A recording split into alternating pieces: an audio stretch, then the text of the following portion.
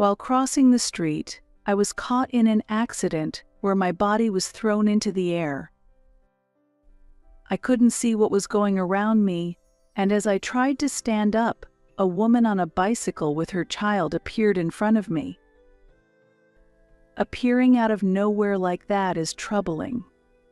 "I have a child with me," she said, then left. I couldn't stand up, and my legs wouldn't support me. At that moment, another man who got out of his car came over and asked, "Are you okay? Do you have any head injuries?" But all I could do was shake my head. He called an ambulance, and I was taken to the hospital. My husband passed away 5 years ago at the age of 66. Since retiring at the same age as him, I've lived a quiet, simple life. Currently, I live alone in New York, but my second son and his wife, who live nearby, occasionally check on me. My eldest son, who works for a multinational company, leads a busy life but still sends flowers and gifts for my birthday and Mother's Day every year, a kind-hearted son, much like his late father. This year, when he turned 38 and expressed his desire to marry, I remembered the joy and reassurance I felt. The day has been set for my eldest son and his fiancée to come over for greetings. When I first met her, I felt that she was very sociable and well-mannered. I always prioritized my children's happiness and had a policy of not interfering in their lives, so there was no reason for me to oppose their engagement. The greeting went smoothly, and the conversation progressed well. However, due to the epidemic forcing public caution, we concluded the wedding will be held after the situation settles, and decided to just register their marriage for now. On the registration day, I went over to my eldest son's house with a wedding gift. "Thank you for coming today, Linda." The bride greeted me with a smile. "Oh no, thank you, please take this. It's my wedding gift," I said, handing over a set of dishes. I had already mentioned that I would help with the wedding costs, but I wanted to give something physical to commemorate their marriage registration. Her reaction was unexpected. "Oh, this is the wedding gift," she said, looking puzzled at what I handed her. Yes, I wasn't sure about the preferences of young people these days, so I asked a department store clerk, and they told me the brand Le Creuset is popular. "I hope you like it," I responded. I became worried that I hadn't met her expectations. Then, suddenly, the bride coldly said, "I can't believe you'd give such a cheap thing as a wedding gift." Despite the fact that the gift was moderately priced, I was shocked when she insisted. Normally, you should give at least $10,000 in cash as a wedding gift. I was bewildered by her drastic change in demeanor. Where did the polite woman from our initial greeting go? She further demeaned me by asking, "How are you managing your life now? Are you living off a pension?" When I honestly replied, "Yes, I live on a $1,150 monthly pension," she said in an insulting way, "Really? That little? Despite living in such a nice house? Well, that sucks." Her words shocked me and also made me sad. She sat down on the sofa and mockingly said, "How do you even live on $1,150 a month? Poor thing, it's a wonder you're still alive." I replied with visible discomfort, "I manage just fine." At that moment, she lightly taunted. "Well, if that's okay for you, there's no problem, but don't ask for financial help when you're in trouble." Her contemptuous tone deeply hurt my feelings. She further declared, "Don't expect our help. It's important to make things clear from the start, so please never rely on us." Though she seemed innocent at first, she turned out to be a terrible person with a duplicitous nature. Disgusted by her disdainful attitude, I quickly returned home.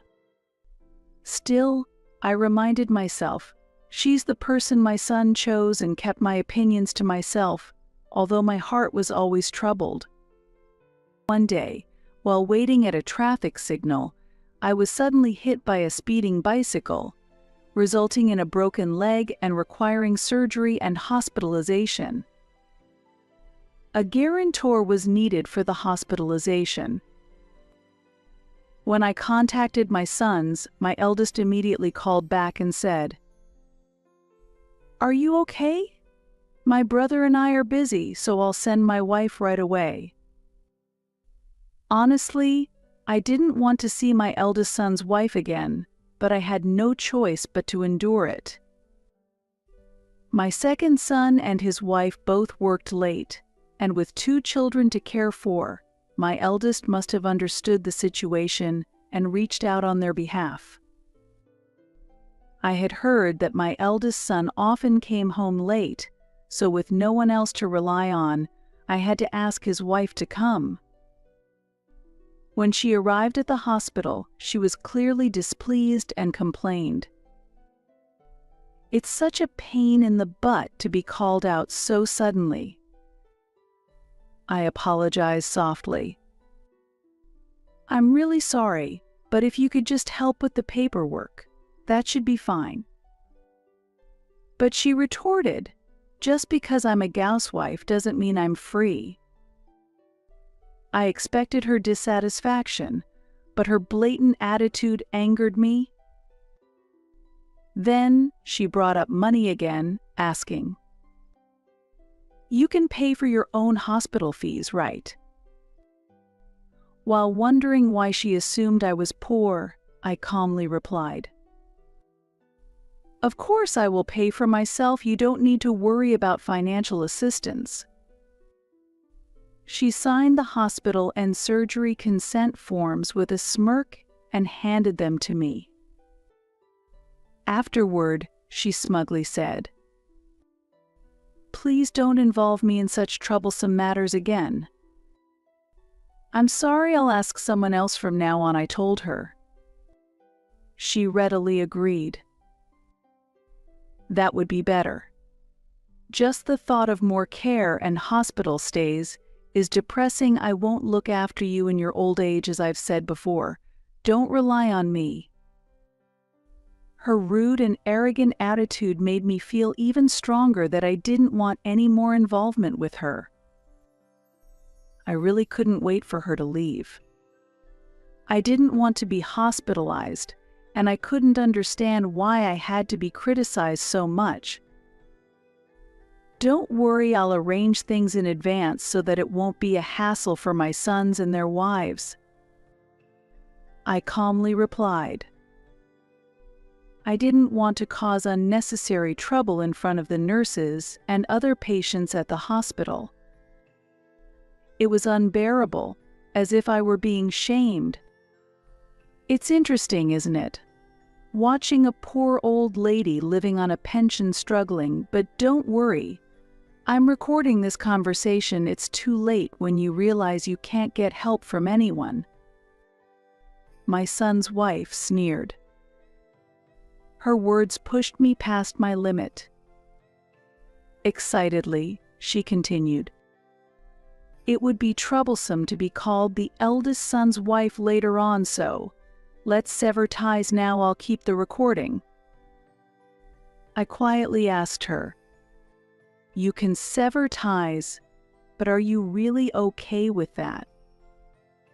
She hesitated but nodded. "After that," I said, Please wait a moment, I'll record this too. And pulled out my smartphone to start the voice recorder app. I want to confirm again, are you really okay with us severing ties? I asked for confirmation. Stop being so noisy.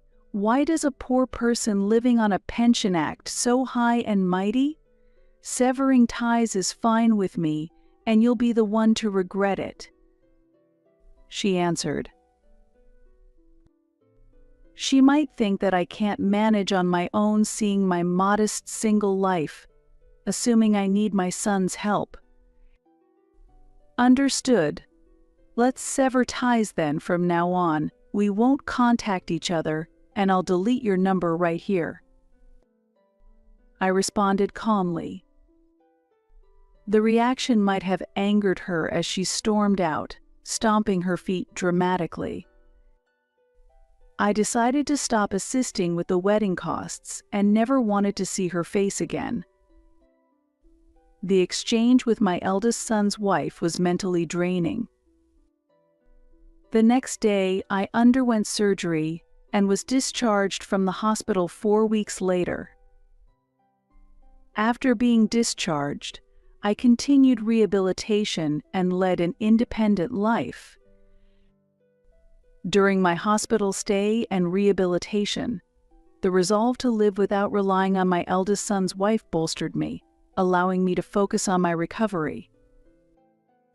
Unexpectedly, my second son and his wife visited. I was grateful that my second son's wife frequently helped with daily shopping. Thank you for taking the time. Despite being busy, don't overdo it, I said. There's no need to hold back. I'm happy to help, responded my second son's wife cheerfully. Her kindness really touched me. Having such a caring person in contrast to my eldest son's wife's behavior only increased my discomfort when I remembered the latter.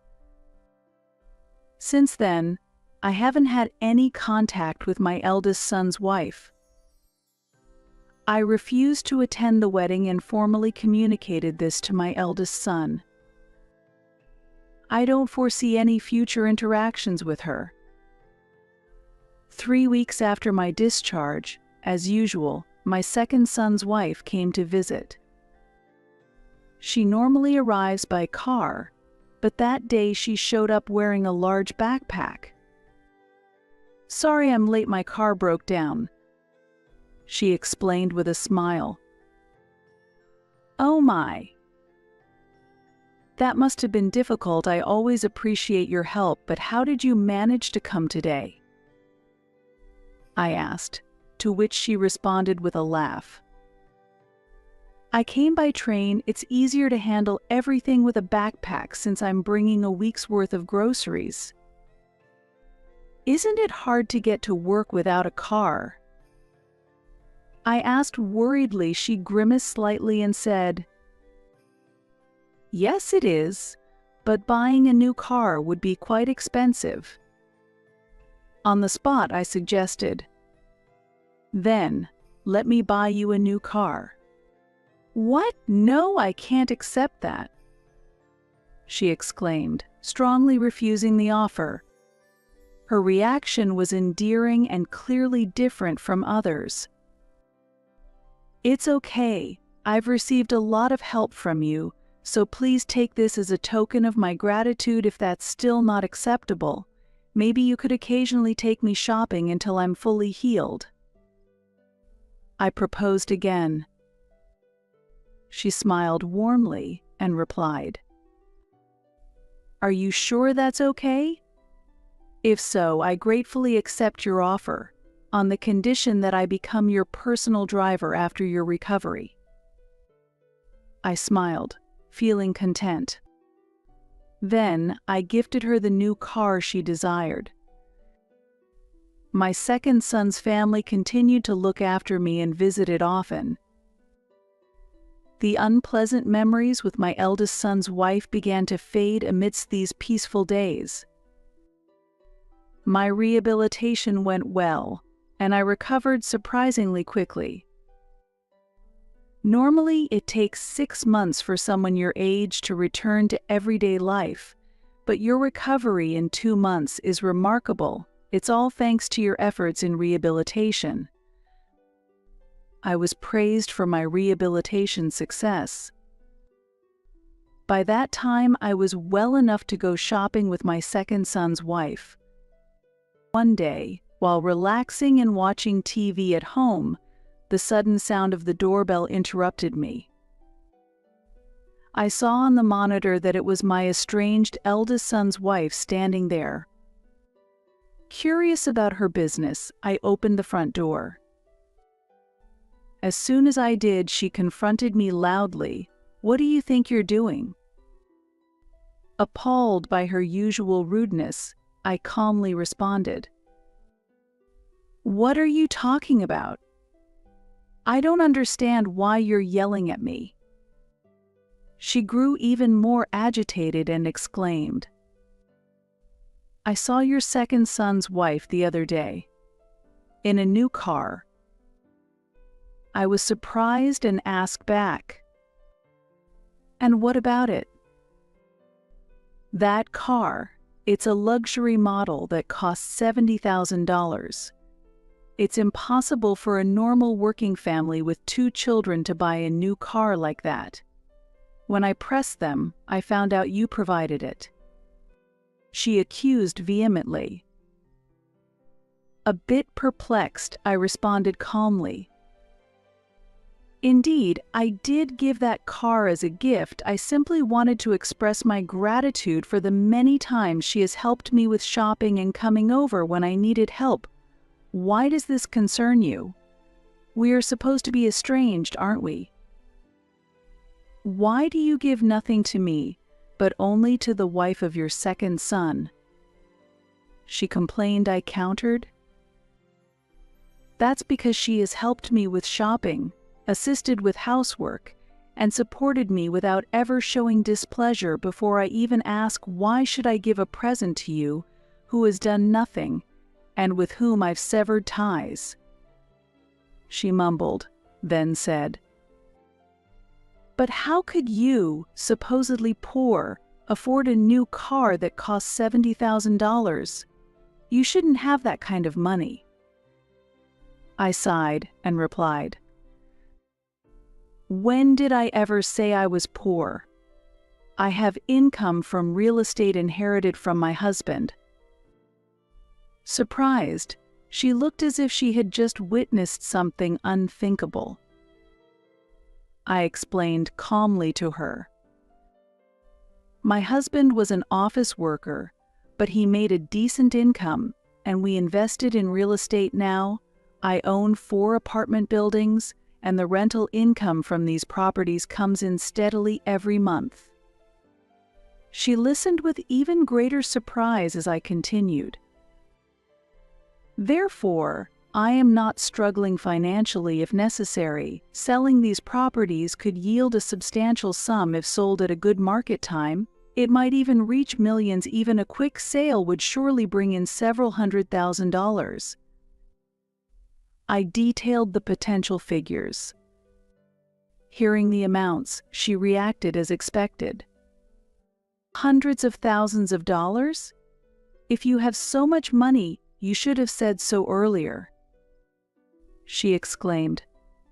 I posed a simple question. "Why should I have to do that?"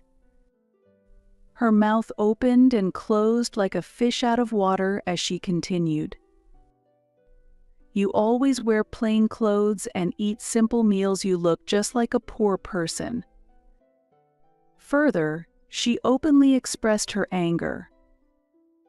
"I can't forgive you for deceiving me like this," I calmly rebutted.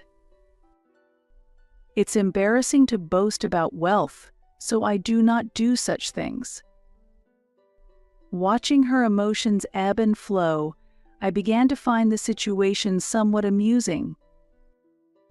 With a bit of sarcasm, I told her, "What a pity had I passed away. Perhaps I could have left something for you too, but since you chose to sever ties, that won't happen now." Her anger was palpable as she demanded, "Why would you say that? If you have money, share it. Give me a gift while you're alive." It was embarrassing to see such behavior from someone who was 30 years old. I directly asked her, "Why do you need money so urgently?" She answered without hesitation, "Because I want to have fun. I want branded goods, and I want to spend it on cosmetics. I want to travel abroad and drive luxury cars." Her reasons sounded like those of a child.